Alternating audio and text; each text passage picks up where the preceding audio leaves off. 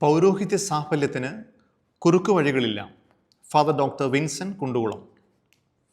ഏറ്റവും കൂടുതൽ ക്ലേശകരമായ ജീവിതവൃത്തി ഏതെന്നതിനെക്കുറിച്ച് ഈയിടെ നടന്ന പഠനത്തിൽ മുൻനിരയിൽ സ്ഥാനം പിടിച്ചവയിൽ ഒന്നാണ് കത്തോലിക്ക പൗരോഹിത്യം.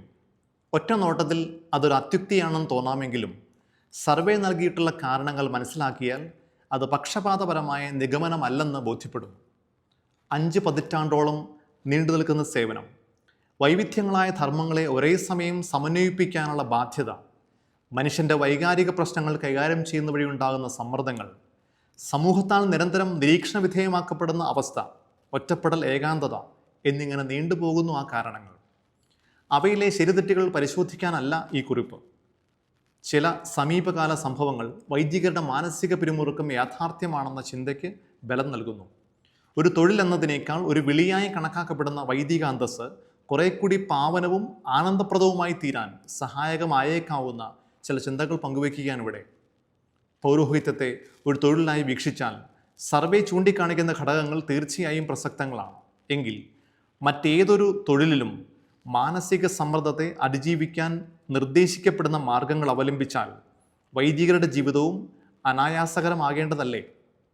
വേണ്ടത്ര വിശ്രമത്തിലൂടെയും വിനോദത്തിലൂടെയും ശരീരത്തിനും മനസ്സിനും ഉണ്ടാകുന്ന ക്ഷതങ്ങൾ പരിഹരിച്ചാൽ പുരോഹിതർക്കും ഉന്മേഷവും ശക്തിയും വീണ്ടെടുക്കാവുന്നതാണ്. എന്നാൽ കായിക വ്യായാമങ്ങൾ, സംഗീതം, കല തുടങ്ങിയ വിനോദങ്ങൾ, കൃഷി, വായന, യോഗ മുതലായ മുറകൾ, സുഹൃത്തുക്കളോടൊപ്പമുള്ള ഉല്ലാസം എന്നീ കുറുക്ക് വഴികളിലൂടെ മാത്രം വൈദികരുടെ ജീവിതം ആനന്ദപ്രദമാകുമെന്ന് എനിക്ക് തോന്നിയിട്ടില്ല. കാരണം ഈ വിദ്യകൾ അർപ്പിതരുടെ യഥാർത്ഥ പ്രശ്നങ്ങളെ നേരായ വണ്ണം കൈകാര്യം ചെയ്യുന്നില്ല. പ്രതിസന്ധി സ്വത്വാത്മകമാണ്. പുരോഹിതർ നേരിടുന്ന പ്രതിസന്ധികൾ കുറെ കൂടി ആന്തരികവും ആഴമേറിയവയാണ്. അത് മനുഷ്യാസ്തിത്വത്തിൻ്റെ ആത്മീയ അംശങ്ങളുമായി കെട്ടുപിണഞ്ഞു കിടക്കുന്നു. സ്വതന്ത്രമായി സ്വത്വം നിർമ്മിക്കാനുള്ള അവകാശം, സ്നേഹിക്കാനും സ്നേഹിക്കപ്പെടാനുമുള്ള ദാഹം, വെട്ടിപ്പിടിക്കാനും ഭരിക്കാനുമുള്ള അഭിനിവേശം, സ്വരുക്കൂട്ടാനും ആസ്വദിക്കാനുമുള്ള തൃഷ്ണ എന്നിവ അവയിൽ ചിലത് മാത്രം. കത്തോലിക്ക പൗരോഹിത്യത്തെ സങ്കീർണമാക്കുന്നത് ഈ ജന്മവാസനകൾ സഫലമാക്കാൻ ഒരുപക്ഷെ മറ്റേതൊരു ജീവിതാന്തസ്സിലുമുള്ളതിനേക്കാൾ സാധ്യതകൾ ഉണ്ടായിരിക്കുമ്പോഴും അവയെല്ലാം ആത്മീയ സാക്ഷാത്കാരത്തേക്കാൾ അവരുടെ സാക്ഷാത്കാരത്തിനായി ചെലവഴിക്കാൻ ആവശ്യപ്പെടുന്ന ബ്രഹ്മചര്യം, അനുസരണം, ദാരിദ്ര്യം എന്നീ വ്രതങ്ങളിൽ ബന്ധിതമാണ് എന്നതാണ്. എല്ലാവരെയും സ്നേഹിക്കുമ്പോഴും എല്ലാവരാലും സ്നേഹിക്കപ്പെടുമ്പോഴും ആരെയും സ്വന്തമാക്കാതെയും ആരുടെയും സ്വന്തമാകാതെയും ജീവിക്കാനാവുക, താരമായി മാറാനും അധികാരം ഉപയോഗിച്ച് ഭരിക്കാനും സാഹചര്യങ്ങൾ നിർബന്ധിക്കുമ്പോഴും അറിയപ്പെടാതിരിക്കാനും പാദസേവ ചെയ്യുന്നതിൽ സന്തോഷിക്കുവാനും ധനാഗമ മാർഗങ്ങളും ജീവിത സൗകര്യങ്ങളും വന്നു ചേരുമ്പോഴും ദരിദ്രനായിരിക്കാനും ലാളിത്യത്തിൽ കഴിയുവാനും സാധിക്കുക എന്നീ സുഹൃതങ്ങൾ ഒരു മനുഷ്യജന്മത്തിൽ മാംസം ധരിക്കുക എന്നത് അത്ര എളുപ്പമുള്ള കാര്യമല്ല. ദൈവത്തിന് മനുഷ്യനാവുക എത്ര ക്ലേശകരമായിരുന്നുവോ അതുപോലെ തന്നെ ആയാസകരമാണ് മനുഷ്യന് ദൈവമായി തീരുക എന്നതും. മനുഷ്യൻ്റെ സ്വാഭാവിക ത്വരകൾക്ക് എതിർദിശയിൽ സഞ്ചരിക്കാനുള്ള വിളിയായതുകൊണ്ടാവാം സമർപ്പിത ജീവിതത്തെ ഉദ്യോഗമെന്നതിനേക്കാൾ ദൈവവിളിയായി സഭ പരിഗണിക്കുന്നത്. അതിസ്വാഭാവിക കൃപ ലഭിക്കാതെ ആ വിളിക്ക് ശരിയായ പ്രത്യുത്തരം കൊടുക്കുവാൻ മനുഷ്യനാവില്ല. അതുകൊണ്ടായിരിക്കാം യേശു പ്രാർത്ഥിച്ചത്, ഞാൻ ലോകത്തിൻ്റേതല്ലാത്തതുപോലെ അവരും ലോകത്തിൻ്റേതല്ല, അവരെ സത്യത്താൽ വിശുദ്ധീകരിക്കണമേ. അതെ, അഹത്തെ നിരുപാധികം ബലികഴിച്ച് അപരകേന്ദ്രീകൃത ജീവിതത്തിൽ തൃപ്തി കണ്ടെത്തുന്നവർക്ക് ലോകത്തിലായിരിക്കുമ്പോഴും ലോകത്തിൻ്റേതല്ലാതായി ജീവിക്കാനാവും. അതിന് പ്രാഥമികമായി വേണ്ടത് ആരോഗ്യമുള്ള ശരീരവും പക്വതയുള്ള മനസ്സുമാണ്. രണ്ടാമതായി ആത്മീയ അഭിനിവേശമുള്ള ആത്മാവും ഉണ്ടാവണം. ഇവ മൂന്നും ജന്മാർജിതമായി ലഭിച്ചിട്ടുണ്ടെങ്കിൽ സമർപ്പ ജീവിതം സൗഭാഗ്യകരമായി തീരും. അഥവാ ഇവ സ്വാഭാവികമായി വ്യക്തിത്വത്തിലില്ലെങ്കിൽ ദൈവാശ്രയത്താലും കഠിന പരിശ്രമത്താലും ഒരു പരിധിവരെ വിജയിച്ചേക്കാം. അതിന് തക്ക അടിത്തറയില്ലാത്തവരെ പൗരോഹിത്യം ചുമക്കാൻ ക്രിസ്തു നിർബന്ധിക്കുന്നില്ല. ആരും അവരെയും നിർബന്ധിക്കുകയും അരുത്. അപകർഷതയിലും അരക്ഷിതത്വത്തിലും സ്നേഹരാഹിത്യത്തിലും പണിയപ്പെട്ട ബാല്യത്തിന്മേൽ ആത്മീയ സൗധം ശാശ്വതമായി നിലനിൽക്കില്ല. രോഗങ്ങളും പ്രതിസന്ധികളും ആഞ്ഞടിക്കുമ്പോൾ അത്തരം ഗോപുരങ്ങൾ തകർന്നടിയും. സ്വത്വത്തിൻ്റെ പുനർനിർമ്മിതി. ഈ കുറിപ്പ് വായിക്കുന്നവരിൽ സ്വാഭാവികമായി ഉയർന്നു വരാവുന്ന ചില ചോദ്യങ്ങളുണ്ട്. ഇന്ന് സഭയിലുള്ള വൈദികരെല്ലാം പൗരോഹിത്യ ഗുണങ്ങൾ ജന്മാർജിതമായി ഉണ്ടായിരുന്നതിനാൽ തിരഞ്ഞെടുക്കപ്പെട്ടവരാണോ? ഇന്നുള്ള വൈദികരിൽ എത്ര പേർ പുരോഹിതരായതിനു ശേഷം വിളിയുടെ സ്വത്വം തിരിച്ചറിഞ്ഞ് സംതൃപ്തിയോടെ ശുശ്രൂഷ ചെയ്യുന്നവരാണ്? ഈ രണ്ട് വിഭാഗത്തിലും ഉൾപ്പെടാത്തവരാകുമോ പൗരോഹിത്യത്തെ ഒരു ഉദ്യോഗമായി ജീവിക്കുന്നത്? വൈദിക വിദ്യാർത്ഥികളുടെ പരിശീലനത്തിൽ വ്യാപൃതനായ ഒരാളെന്ന നിലയിലും അതിനിടയിൽ ക്രിസ്തീയ പൗരോഹിത്യത്തിൻ്റെ സ്വത്വവുമായി ഐക്യപ്പെടാൻ സ്വയം പരിശ്രമിക്കുകയും ചെയ്യുന്ന ഒരാളെന്ന നിലയിലും മേലുദ്ധരിച്ച ചോദ്യങ്ങൾക്ക് വ്യക്തിപരമായ പല ഉത്തരങ്ങളും മനസ്സിലുണ്ട്. പക്ഷേ അവയിലേക്ക് കടക്കുന്നതിനേക്കാൾ ഉപകാരപ്രദമായത് എങ്ങനെ ക്രിസ്തു ആഗ്രഹിക്കുന്ന പൗരോഹിത്യത്തിൻ്റെ ശീലുകളുമായി താതാത്മ്യപ്പെടാൻ വൈദികർക്ക് ശ്രമിക്കാം എന്നതിനെപ്പറ്റി ചില കാര്യങ്ങൾ പറയുന്നതായിരിക്കും. ആദ്യപടി സ്വയാവബോധമാണെന്ന് തോന്നുന്നു. മാതാപിതാക്കളോട് വംശീയമായി തന്നിലേക്ക് സംക്രമിച്ചിട്ടുള്ള കഴിവുകളെയും മനോഭാവങ്ങളെയും അഭിനിവേശങ്ങളെയും പറ്റിയുള്ള അവബോധം. സിഗ്മണ്ട് ഫ്രോയിഡിൻ്റെ വാക്കുകൾ കടമെടുത്താൽ തന്നിലെ ഇതിനെ പറ്റിയുള്ള വ്യക്തമായ അറിവ്. രണ്ടാമതായി സഭയും സമൂഹവും പ്രതീക്ഷിക്കുന്നതും ആവശ്യപ്പെടുന്നതുമായ പൗരോഹിത്യ സങ്കല്പങ്ങളെ പറ്റിയുള്ള വ്യക്തമായ ബോധ്യം, അതായത് സൂപ്പർ ഈഗോ. ഇവ രണ്ടിനെയും പറ്റിയുള്ള അവഗാഹം ലഭിച്ചാൽ ഇതിനിടയിൽ ഒരു പെണ്ടുളം കണക്ക് ഇരുവശങ്ങളിലേക്കും ആടിക്കൊണ്ടിരിക്കുന്ന എന്നിലെ ഞാനിൻ്റെ ചിത്രം തെളിഞ്ഞു വരും.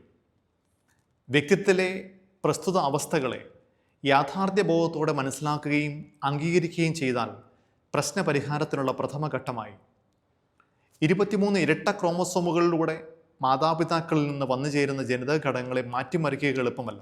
എന്നാൽ 15 വയസ്സ് വരെയുള്ള ബാല്യകാലത്തിൽ, അതിൽ പ്രത്യേകമായി 8 വയസ്സ് വരെയുള്ള ശൈശവദശയിൽ രൂപപ്പെട്ട മനസ്സിൻ്റെ ചട്ടക്കൂടിനെ പറ്റിയുള്ള ജ്ഞാനത്തിലൂടെ സ്വത്വത്തിൻ്റെ പുനർനിർമ്മിതിയിലേക്ക് പ്രവേശിക്കാനാകുമെന്നാണ് കാൾ ഗുസ്താവ് യുങ്ങിൻ്റെ പഠനങ്ങൾ കാണിക്കുന്നത്. മാതാപിതാക്കൾ, സഹോദരങ്ങൾ, ബന്ധുക്കൾ, അയൽക്കാർ, ഗ്രാമവാസികൾ, സുഹൃത്തുക്കൾ, ഗുരുഭൂതർ, മതനേതാക്കൾ, മാധ്യമങ്ങൾ എന്നിങ്ങനെ വ്യക്തിയുടെ സാമൂഹ്യവൽക്കരണ പ്രക്രിയയിൽ പ്രായപൂർത്തിയാകുന്നതുവരെ ഇടപെടുന്ന വ്യക്തികളോടും ആ കാലഘട്ടങ്ങളിലുണ്ടായ അനുഭവങ്ങളോടും സംഭവങ്ങളോടും താൻ സ്വയം പ്രതികരിച്ച രീതിയെപ്പറ്റി പഠിക്കുക എന്നതാണ് ദ്വിതീയ ഘട്ടത്തിലെ ഒന്നാമത്തെ കർത്തവ്യം. കാരണം നമ്മെ നാമാക്കി തീർക്കുന്ന മാനസിക ഘടനയിൽ സ്ഥിതി ചെയ്യുന്ന രൂപകങ്ങളെയും കോഡ് ഭാഷകളെയും വാസനകളെയും വീക്ഷണങ്ങളെയും ധാരണകളെയും സംബന്ധിച്ച അവബോധമില്ലാതെ നമ്മെ നിരന്തരം നിയന്ത്രിച്ചുകൊണ്ടിരിക്കുന്ന ഉപബോധ മനസ്സിനെ നിയന്ത്രിക്കുവാൻ നമുക്ക് കഴിയുകയില്ല. ഉപബോധ മനസ്സിൻ്റെ കടിഞ്ഞാൺ നമ്മിൽ ഭദ്രമായിരുന്നാലേ ആഗ്രഹിക്കുന്നിടത്തേക്ക് നമ്മുടെ ശരീരത്തെയും മനസ്സിനെയും കൊണ്ടുവരാൻ കഴിയും. ഉപബോധ മനസ്സിൻ്റെ അടരുകളിൽ സുഷുപ്താവസ്ഥയിൽ കിടക്കുന്ന മൂലകങ്ങളെ ഒരു കണ്ണാടിയിൽ എന്നതുപോലെ സുതാര്യമായി കാണാനാകണം. ഓരോരോ സന്ദർഭങ്ങളിലും സ്വീകരിച്ച വ്യത്യസ്തങ്ങളായ സമീപനങ്ങൾ വഴി ഒരാൾ സ്വായത്തമാക്കിയിട്ടുള്ള ധാരണകളിൽ തെറ്റുകളോ തെറ്റിദ്ധാരണകളോ വന്നിട്ടുണ്ടെങ്കിൽ അവയെ തിരിച്ചറിഞ്ഞ് തിരുത്തുകയാണ് ഈ ഘട്ടത്തിലെ പ്രധാന കർമ്മം. ഈ വിധമുള്ള സ്വത്വത്തിൻ്റെ പുനരെഴുത്തിലൂടെ മാത്രമേ പുരോഹിതരുടെ ജീവിതത്തിൽ അവസ്ഥാന്തരം സംഭവിക്കൂ. ഇത്തരം ഇടപെടലുകൾ നടത്തുക ഏറെ ശ്രദ്ധയോടെ നിർവഹിക്കപ്പെടേണ്ടതിനാൽ മനഃശാസ്ത്ര പ്രാവീണ്യമുള്ളവരുടെ സഹായം ഈ ഘട്ടത്തിൽ ഉപകാരപ്രദമായിരിക്കും. ആവശ്യമെങ്കിൽ മനഃശാസ്ത്ര രോഗവിദഗ്ധരുടെയും. സ്വത്വ പുനർനിർമ്മിതിയുടെ മൂന്നാമത്തെ ഘട്ടം കൂടി പരാമർശിച്ച് ഈ ചിന്തകൾക്ക് വിരാമമിടാം. സ്വത്വത്തിൻ്റെ ഉദ്ഗ്രഥനമാണത്. സ്വയാവബോധത്തിലൂടെയും പുനരെഴുത്തിലൂടെയും സമാരംഭിച്ച രൂപാന്തരീകരണം സമാപ്തിയിലെത്തുന്നത് വ്യക്തിത്വത്തിൻ്റെ സമഗ്രമായ നവീകരണത്തിലാണ്. ഈ ഘട്ടത്തിൽ അഭിവൃദ്ധിപ്പെടുന്നതിന് 2 രീതികൾ ഉപകാരപ്പെടുന്നതായി കണ്ടിട്ടുണ്ട്. ഒന്ന്, ചിന്തകൾക്കപ്പുറം കടന്നുള്ള അനുഭവധ്യാനമാണ്. യേശുവിൻ്റെ നെഞ്ചിലിരുന്നുള്ള സുഖപ്പെടൽ. യേശു സാമീപ്യം കൊണ്ടും സ്പർശം കൊണ്ടും രൂപാന്തരപ്പെട്ട വ്യക്തികളുടെ സ്ഥാനത്ത് സ്വയം പ്രതിഷ്ഠിച്ച് മുറിവുകളെ നിറവുകളാക്കുന്ന സാധന. മറ്റൊന്ന്, അവരെ സുഖപ്പെടുത്തി സ്വയം സുഖപ്പെടുന്ന രീതിയാണ്.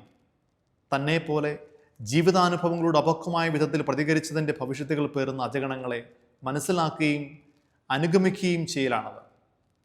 ഇതിന് അജപാലകരായ വൈദികർക്ക് ലഭിക്കുന്ന അവസരങ്ങൾ സുലഭമാണ്. ഇക്കാര്യത്തിൽ സഹായം ആവശ്യമെങ്കിൽ അവിടെയും മനഃശാസ്ത്രജ്ഞരുടെ സഹായം തേടണം. ജനനം മുതൽ മരണം വരെയുള്ള ജീവിതത്തിൻ്റെ വിവിധ ഘട്ടങ്ങളിൽ ഒരാളിൽ ആത്മീയമായി ഇടപെടാൻ അവസരം ലഭിക്കുന്ന വൈദികർ അവരിൽ മുറിവുകളുള്ളവരെ മനസ്സിലാക്കുവാനും സഹഗമിക്കാനും ശ്രമിക്കുമ്പോൾ ആത്മാവിൻ്റെ പ്രവർത്തനങ്ങളുള്ളതിനാൽ സ്വയമേവ സുഖപ്പെടുമെന്നതാണ് എൻ്റെ അനുഭവം. ചുരുക്കത്തിൽ, പൗരോഹിത്യ ജീവിതം സുഗമമാക്കുവാൻ സൂത്രവഴികളില്ല. ഇതര ഉദ്യോഗങ്ങളിലുള്ളവർ പിരിമുറക്കം അയക്കാനായി സ്വീകരിക്കുന്ന വ്യായാമം, വിനോദരീതികൾ വൈദികർക്കും അവലംബിക്കാം. മസ്തിഷ്ക രസപദാർത്ഥങ്ങളുടെ ഭാവാത്മക പ്രവർത്തനത്തിലൂടെ താൽക്കാലിക സന്തോഷവും ശാന്തിയും ലഭിക്കും. പ്രവർത്തനോർജം വീണ്ടെടുക്കുകയും ആവാം. എന്നാൽ ശാശ്വതമായ ആനന്ദത്തിൽ ജീവിക്കാൻ അവർ വിളിയുടെ അതിസ്വാഭാവിക മാനം തിരിച്ചറിഞ്ഞ് അതിനുതകുന്ന മാനസിക ആത്മീയ മുറകളിലൂടെ സ്വത്വത്തിൻ്റെ പുനർനിർമ്മിതി സാധ്യമാക്കണം. എന്നാൽ ശാശ്വതമായ ആനന്ദത്തിൽ ജീവിക്കാൻ അവർ വിളിയുടെ അതിസ്വാഭാവിക മാനം തിരിച്ചറിഞ്ഞ് അതിനുതകുന്ന മാനസിക ആത്മീയ മുറകളിലൂടെ സ്വത്വത്തിൻ്റെ പുനർനിർമ്മിതി സാധിക്കണം. സ്വയം ഇല്ലാതാകുന്നതിൽ സന്തോഷം അനുഭവിക്കുന്നത് ജൈവിക സ്വഭാവവും, ദുർബലരെ സഹഗമനത്തിലൂടെ ശക്തീകരിക്കുന്നത് അജപാല രീതിയും, ആന്തരികമായ ധ്യാനത്തിലൂടെ യേശു മനസ്സുമായുള്ള സംയോഗം ജീവിതചര്യയായ വൈദികർക്ക് ദൈവവിളി ആനന്ദത്തിലേക്കുള്ള വിളിയായി തീരുമെന്നതിൽ സംശയമില്ല.